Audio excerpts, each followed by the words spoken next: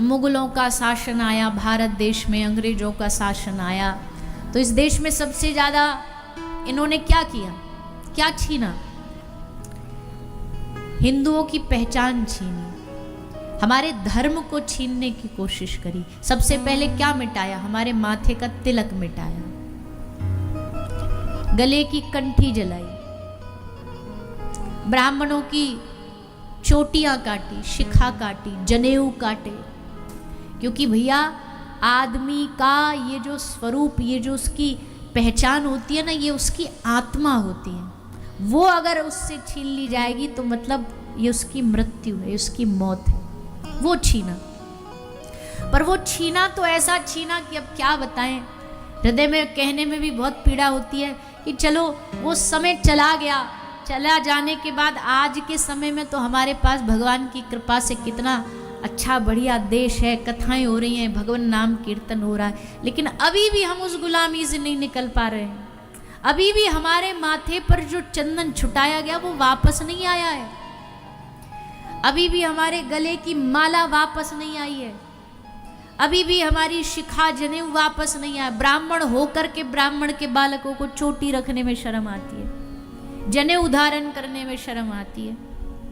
आजकल के स्कूल जाते बच्चों को बोल दो कि भैया चंदन लगा के जाना है, तो ऐसे लगता अरे राम राम राम, क्या बात बोल दी हमसे, हम इतने मॉडर्न जमाने के लोग, हम तिलक लगा के जाएंगे। अरे भाई काहे को नहीं लगा सकते? अपने देश में रह करके देश का बच्चा, भारतीय बच्चा, सनातनी बच्चा अगर माथे पर तिलक लगाने में शर्म आ रहा है ना, तो हमको लगता है कि देश बहुत बड़े खतरे में है। विकास केवल बिल्डिंगों से नहीं होता है, विकास रोड बनाना वो है विकास का एक माध्यम, लेकिन क्या करोगे जब हम अपना अस्तित्व ही हमसे दूर हो जाएगा तो। इसलिए हम कथाओं के माध्यम से जितने लोग हमें सुनते हैं, हम उनसे निवेदन करते क्या, अच्छा कई लोग आएंगे बड़े खुश होकर राजी हो, हम आपकी कथा सुनते, एक कथा नहीं छोड़ते, आपकी सारी की सारी कथा सुनते हम, हाँ हाँ ऐसे कर देते, पर हमारे मन में क्या आता जानते?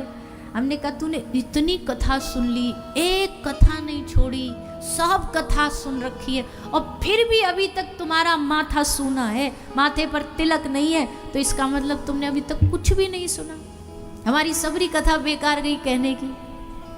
अभी तक तुम्हारा गला सूना है कि तुम्हारे गले में कंठी माला नहीं आई। कैसी कथा सुनते हैं? इतनी छोटी सी चीज है जो हमारी पहचान है, जो हमारी वास्तविकता है।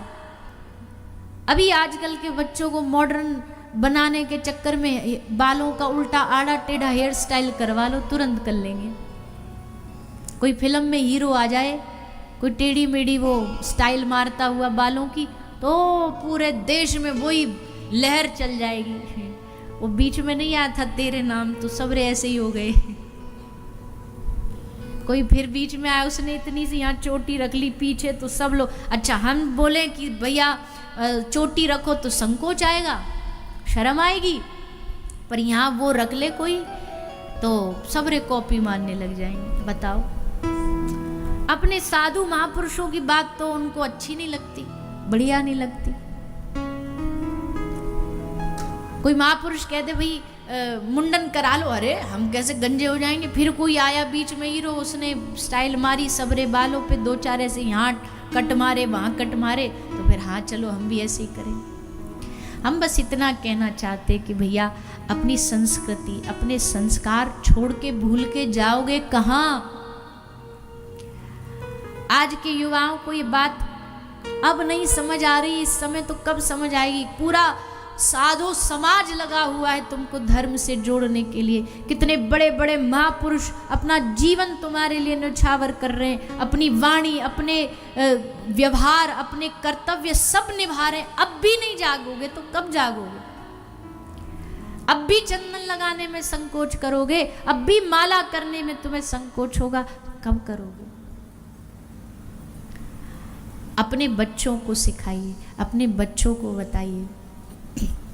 आज हम बात कर रहे थे, हमारी एक मैया है, बहुत पुरानी कथा से जुड़ी हुई है, मदुरई से आती हैं, इनके छोटे छोटे 3 बाल गोपाल हैं। तो बचपन से ही जुड़े हमसे, जहाँ भी समय होता है, छुट्टी होती है तो आ जाते हैं। बड़े प्यारे बच्चे हैं, क्या इनको क्या भी सामने तो क्या बोले प्रशंसा, पर सब स्मरण है, सब इनकी स्तुतियाँ अष्टक सब याद कराए गए हैं।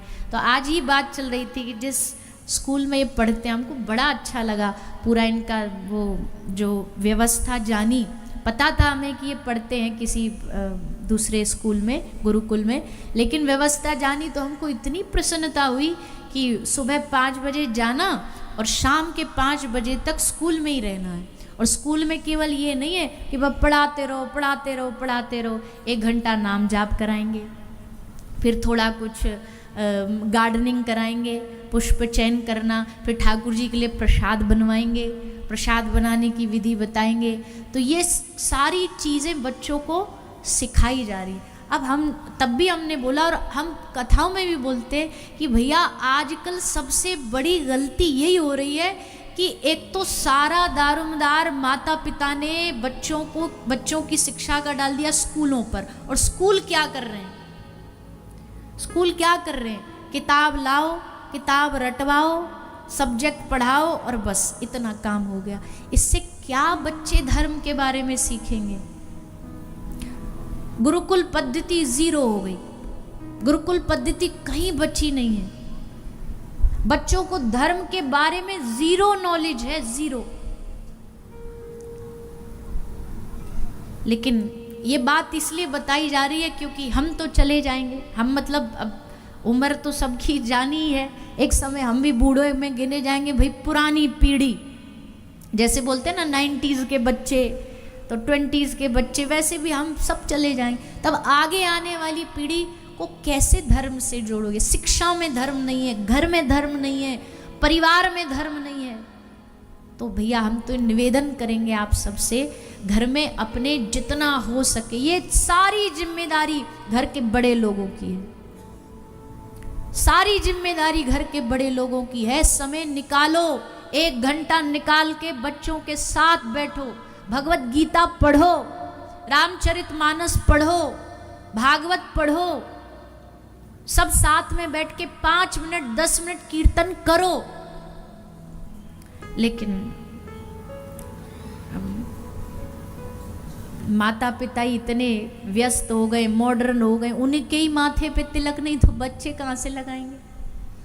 बच्चे कहाँ से सीखेंगे? बुरा नहीं मानेगा, हम किसी को आपको गलत नहीं कह रहे, पर अब वही वाली बात है कि आगे आने वाली पीढ़ी माँ के आंचल का सुख नहीं ले पाएगी। क्यों? बोले जीन्स पहनने वाली माँ आंचल कहाँ से लाएगी?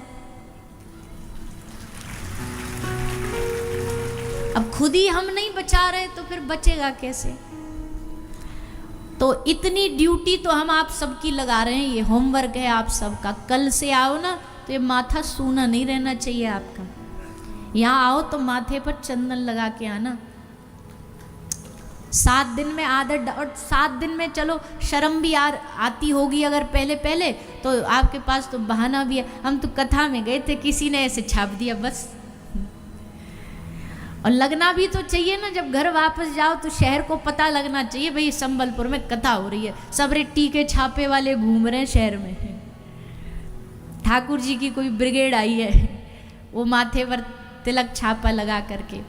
अब आप कहोगे भाई माथे पे तिलक लगाने से थोड़ी ना कुछ हो जाएगा, भीतर तो सब मन काला है। अरे भैया तुम बाहर से कुछ दिन लगाओ, तो कुछ दिन बाहर से प्रयास तो करो, जब तक भीतर नहीं है बाहर भी नहीं है तो दोनों ही तरफ से घाटे में पड़े हुए हो। इसलिए तिलक लगाओ, कंठी धारण करो। बाहर कंठी पता नहीं, पर हमको लगता है जरूर कोई ना कोई स्टॉल होगी, वहाँ कंठी पहनो, गले में कंठी धारण करो। हम ये बातें इसलिए कह रहे हैं, आपको भी लगेगा भाई तुम भागवत सुनाओ, क्या ये इधर उधर की बातें कर रहे हो, पर हम ये बात इसलिए कह रहे हैं क्योंकि आज नहीं समझे तो ये भागवत सुनाने के लिए भी ना कोई बचेगा, ना आगे आने वाली पीढ़ी कथा में आएगी, ना आगे आने वाले बच्चे कथा को समझ पाएंगे। फिर किसको सुनाओगे? किसको इस भागवत के बारे में बताओगे?